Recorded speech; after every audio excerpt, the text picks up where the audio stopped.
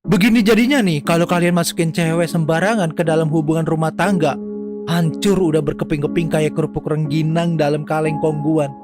Kisah ini berdasarkan kisah nyata salah satu narasumber ya lur. Udah gitu cewek yang dimasukin ini iparnya sendiri loh. Ya bisa dibilang si iparnya ini adalah adik dari istrinya sendiri. Jadi karena nggak ada footage-nya ya seperti biasa kita pakai aja ilustrasi. Yang penting ambil aja hikmah di balik kasus ini. Gak pakai lama, langsung aja kita gaskan ke case-nya. Sebelum masuk ke kisahnya, kita kenalan dulu yuk sama satu keluarga bahagia yang tinggal di Malang, Jawa Tengah. Keluarga ini terdiri dari sang ibu dan kedua putrinya, Nisa sama Rani. Jadi si Nisa ini sebagai kakak, sedangkan Rani sebagai adik. Bapaknya sendiri udah lama ninggalin dunia ini sejak Rani berusia 5 tahun. Sedangkan untuk Nisa sendiri, waktu itu berumur 10 tahun, jadi jaraknya nggak begitu jauh. Kehidupan mereka awalnya baik-baik aja. Nisa kuliah di salah satu kampus Semarang, sedangkan adiknya Rani ini masih duduk di bangku SMA. Nah, di suatu pagi, Nisa yang buru-buru mau ke kampus harus rebutan parkiran mobil nih sama salah satu dosen pengganti bernama Aris. Mereka berdebat di situ dan Aris pun akhirnya ngalah. Ketika masuk di kelas mata pelajaran sosiologi, Nisa kaget ternyata dosennya ini adalah Pak Aris. Di situ dia malu banget karena tadi pagi dia terlibat adu mulut sama Pak Aris sebagai dosen pengganti di situ. Lambat laun ada benih-benih cinta nih di antara mereka berdua karena sering bertemu. Hingga akhirnya mereka mutusin buat pacaran dan ngelanjutin ke jenjang pernikahan. Waktu itu Nisa udah lulus kuliah dan buka usaha roti, sedangkan Pak Aris tetap lanjutin kerjaannya sebagai dosen reguler di sana. Gak kerasa beberapa tahun mereka pacaran, Aris pun meminang Nisa untuk dijadiin seorang istri. Dia minta restu sama ibu dan adiknya untuk menikahi Nisa. Hari pernikahan pun tiba. Pesta dan tawa riang antara keluarga kedua belah pihak terjadi begitu sangat cepat. Hingga pada akhirnya, Aris dan Nisa memutusin buat membina rumah tangga di daerah Semarang, tepat di mana Aris menjadi dosen. Mau gak mau dia harus ninggalin adik sama ibunya di Malang. Di situ Aris sama Nisa udah diberkahi sang buah hati bernama Raya.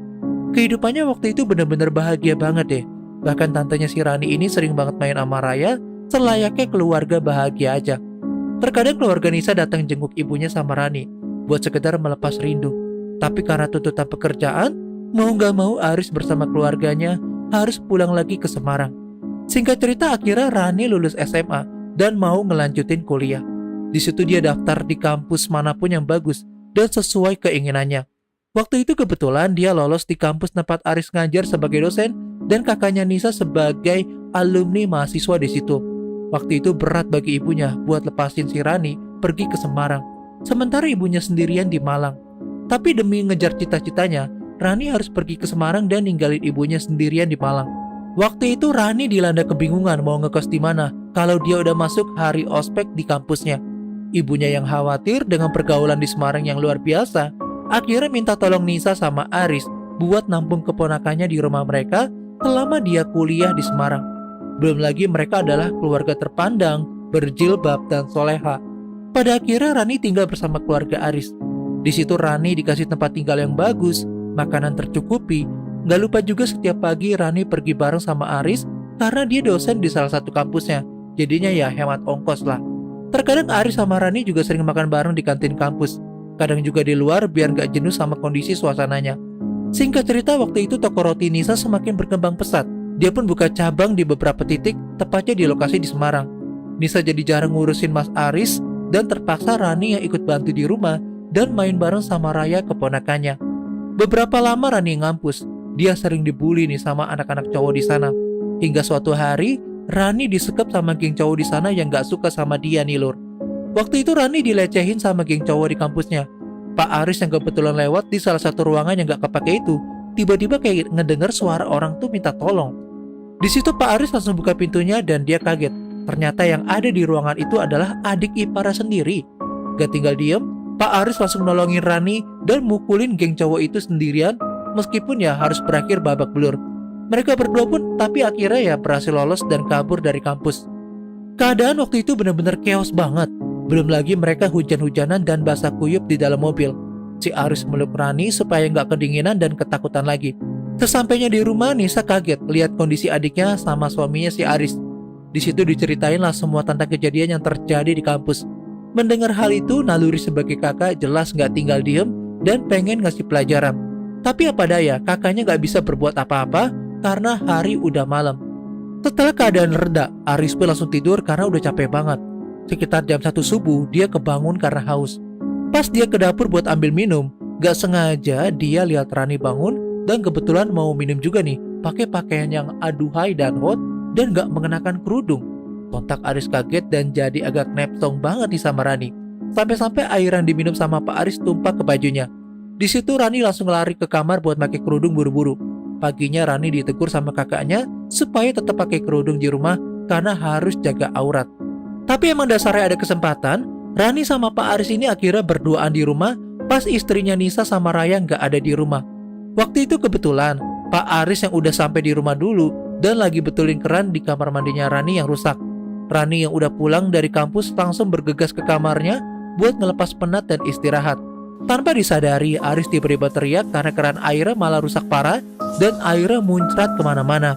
Rani yang kaget dengar suara teriakan Aris langsung pergi ke kamar mandi buat bantuin nahan airnya supaya nggak muncrat kemana-mana. Bukannya benerin air yang keluar kemana-mana, si Aris sama Rani ini malah buka-bukaan dan memadu kasih layaknya suami istri.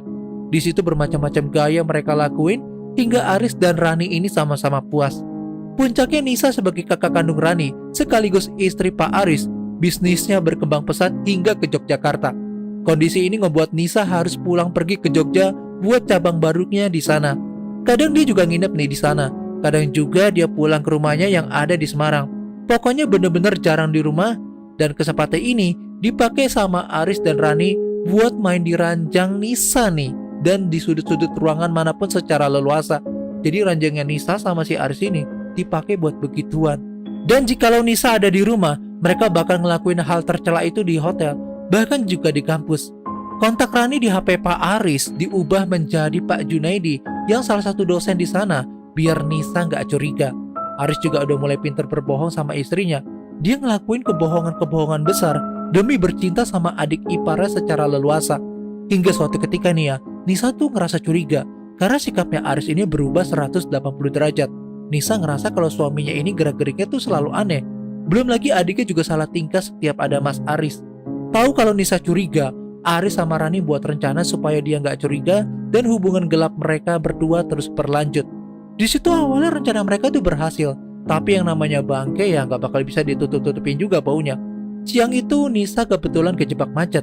Dia kebingungan karena gara-gara macet itu Nisa nggak bisa jemput Raya di sekolahnya. Terpaksa Nisa nelpon suaminya nih buat gantiin jemput Raya. Tapi waktu itu Mas Aris nggak ngangkat-ngangkat teleponnya. Akhirnya ya dia nelpon adiknya si Rani karena kebetulan kan ya dia satu kampus nih sama suaminya. Telepon berdering dan langsung diangkat sama Rani.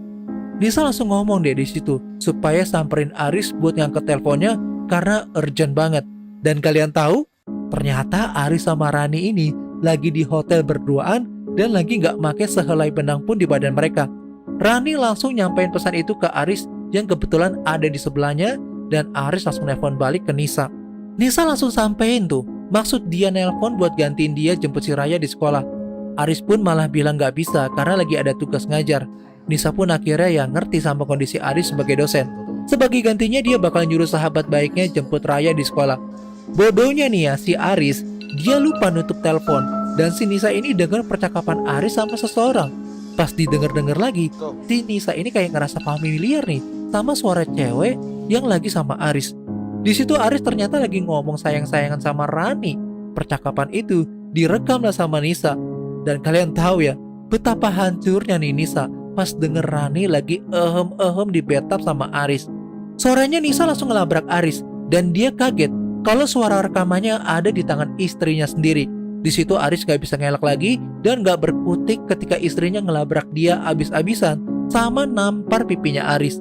Nisa langsung pulang ke tempat ibunya yang ada di Malang. Sesampai di Malang, Nisa malah ketemu sama Rani yang kebetulan lagi ada di rumah ibunya. Sebuah kebetulan yang hakiki sih ya. Nisa langsung labrak juga adik kandungnya dan dia tuh kenapa tega banget rebut suaminya dari dia dan berhubungan ehem-ehem sama Aris. Ibunya yang kebetulan baru pulang ke rumah langsung kaget dengar pertikaian dua saudara kakak beradik itu. Ternyata feeling ibunya selama ini ke adiknya benar kalau orang ketiga yang rusak hubungan rumah tangga Nisa sama Aris adalah Rani. Sebelumnya ibunya udah ngewanti-wanti nih sama Rani untuk sekolah yang benar dan gak macem-macem. Tapi ternyata hal itu gak digubris sama Rani dan dia malah semena-mena. Rani malah playing victim dan gak merasa bersalah atas tindakannya itu. Dia bilang kayak gini nih Lur, salah suami mbak sendiri, kenapa dia goda-godain aku? Pokoknya berasa paling bener deh. Dan dengan pertikaian Rani sama Nisa, ibunya gak kuasa melerai pertikaian mereka dan harus jatuh pingsan saat itu juga. Saat dibawa ke rumah sakit, ternyata ibunya ngalamin pendarahan di otak dan harus segera dioperasi. Dokter bilang kalau ibunya ini ingatannya bakal ada yang hilang permanen dan jangan diajak ngomong yang berat-berat dulu supaya kondisinya pulih dan bisa pulang cepat dari rumah sakit. Beberapa minggu ibunya dirawat, akhirnya dibolehin pulanglah ke rumah. Di situ Aris, Nisa sama Rani malah bertikai lagi gara-gara Rani ini ternyata hamil anaknya Aris. Pertikaian hebat itu kedengeran sama ibunya dan ibunya cuma bilang supaya berhenti berantem karena ya mereka itu kan saudara. Gak sampai di situ aja nih Lur. Kesedihan mengucur di pipi mereka bertiga karena ibunya itu mendadak tiba-tiba tuh meninggal dunia seketika itu juga. Besoknya ibunya dimakamin dan Nisa sama Raya harus pisah sama Aris karena dia udah berbuat salah. Entah dosa apa yang mereka lakuin hingga ngebuat ibunya ini harus berbaring untuk selamanya dan gak akan pernah ketemu lagi untuk selama-lamanya. Nisa pun langsung gugat cerai Aris dan gak mau nganggap Rani adik kandungnya lagi. Hubungan mereka sebagai kakak adik harus berakhir di situ karena kesalahan Rani dan Aris. Tapi yang lebih ngejutinnya lagi ya Lur, Aris ini ternyata gak mau nerima Rani lagi karena dianggap sebagai penalu dan biang masalah.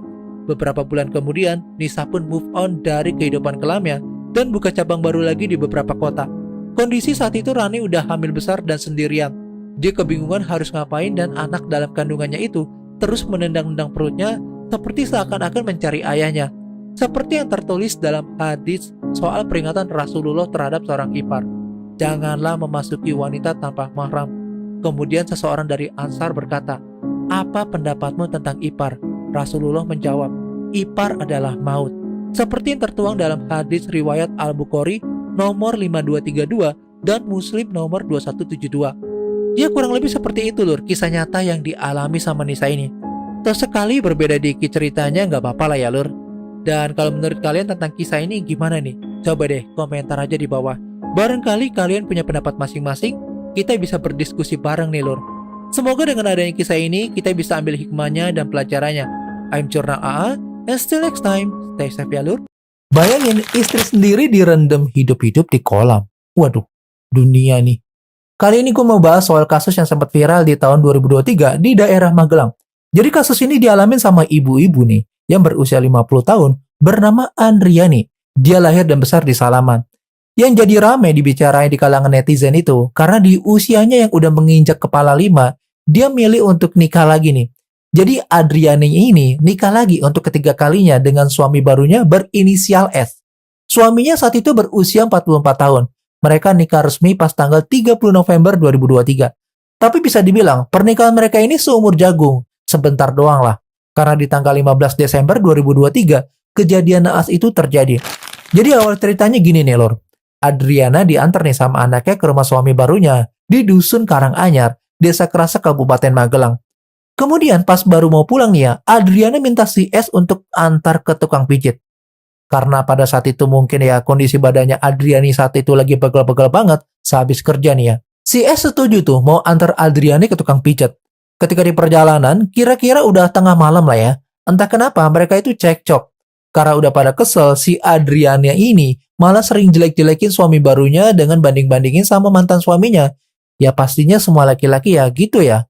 Nggak suka dibanding-bandingin. Cuman saat itu si S langsung emosi nih denger kayak gitu. Karena udah kesel ya mau nggak mau si S marah nih. Sehingga ya dia langsung menjerat lehernya Adriani lalu membanting Adriani hingga jatuh ke jalan.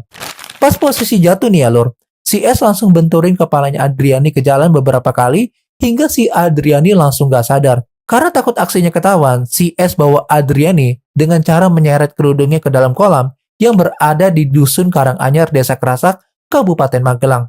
Sesampainya di sana, S menimbun Adriani di dekat kolam itu. Setelah selesai sekitar jam 12 malam, dia pulang ke rumah nih. Esoknya, S balik lagi tuh ke lokasi Adriani ditimbun. Di lokasi itu, si S mau ngecek lagi nih, kalau Adriani udah ketimbun belum nih, biar masyarakat nggak tahu kalau di sini ada tubuh yang udah dikubur sama dia, atau ya nggak kecium dulu nih bangkainya minimal. Nah, di situ dia sempat-sempatnya tuh sambil ngecek, dia ngambil HP sama gelang si Adriani. Singkatnya udah 3 hari tuh, si Adriani dikabarin menghilang. Karena keluarga Adriani udah mulai khawatir, dan ya Adriani udah nggak kelihatan juga di rumah. Anak Adriani coba nelpon ke HP-nya Adriani, tapi tetap aja nggak aktif. Karena udah curiga, anak Adriani langsung telepon ke polisi setempat untuk minta usut ibunya. Polisi pun langsung menyelidiki ke kasus ini. Polisi langsung mencari tahu lokasi terakhir keberadaan si Adriani. Pastinya yang dicek pertama adalah rumah si S. Dan benar aja, di situ polisi nggak sengaja ketemu gelang Adriani dalam posisi ditimbun di dalam pasir. Petunjuk ini membuat polisi curiga sama si S. Cuman saat itu si S nggak ada tanda-tanda mencurigakan kalau dia ini adalah pelakunya. Jadinya polisi tetap nyelidikin dengan menginterogasi ke beberapa saksi dan ngumpulin lagi nih beberapa bukti temuan. Tapi karena bukti kecurigaan itu mengarah ke S dan polisi berhasil nemuin gelang di rumah si S, jadinya si S diinterogasi lagi nih pas tanggal 4 Januari 2024. Polisi lempar beberapa pertanyaan secara berulang-ulang selama seharian. Sekitar jam setengah 4 pagi, si S akhirnya menyerah dan mengaku kalau dia adalah pelakunya. Dia mengaku kesal nih sama si Adriani karena selalu banding-bandingin sama mantan suaminya. Esoknya tepat tanggal 5 Januari 2024, si S kasih tahu ke polisi soal letak tubuh Adriani berada. Adriani pun ditemukan dan dibawa ke RSUD Muntilan untuk diotopsi. Karena dia udah ngaku salah, akhirnya di persidangan si S terancam hukuman 15 tahun penjara.